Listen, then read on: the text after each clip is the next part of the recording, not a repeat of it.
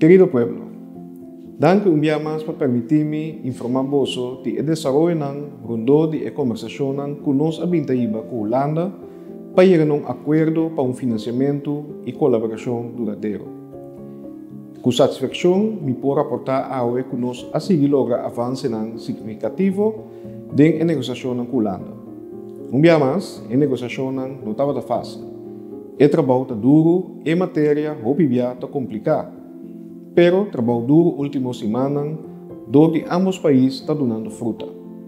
Há se esfuerzo para ambos bandas comprender otro y más aún comprender la posición y necesidad de Kosovo.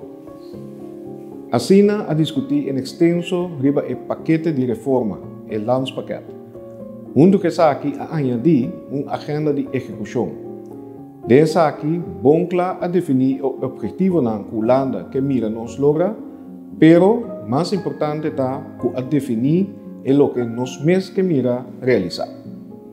La agenda aquí lo queda determinada junto esta de colaboración de un team de Holanda y uno de Kosovo. Lo dona contenido tocante a reforma y inversión que toma lugar para esa que no por servir interés del pueblo de Kosovo mío. Nos logra también para el paquete no mira un paquete de reforma pero también de inversión de nuestro desarrollo económico y desarrollo social. En la totalidad aquí Holanda lo da espacio para Kosovo presentar un cinema business case para proyectos de inversión adicional.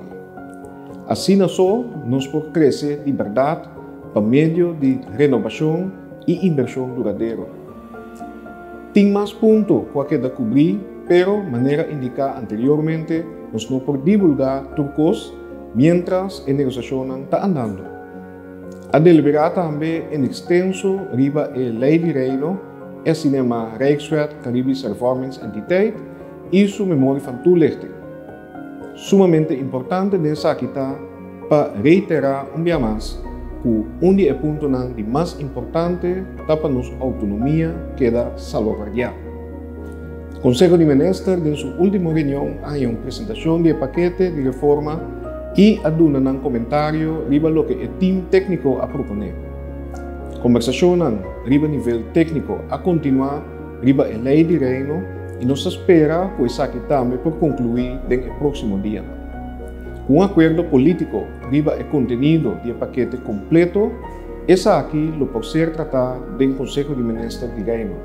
Para después, la ley sigue del trayecto del Consejo na Raad van State y nos Raad van Advies para finalmente va al Parlamento para tratamiento.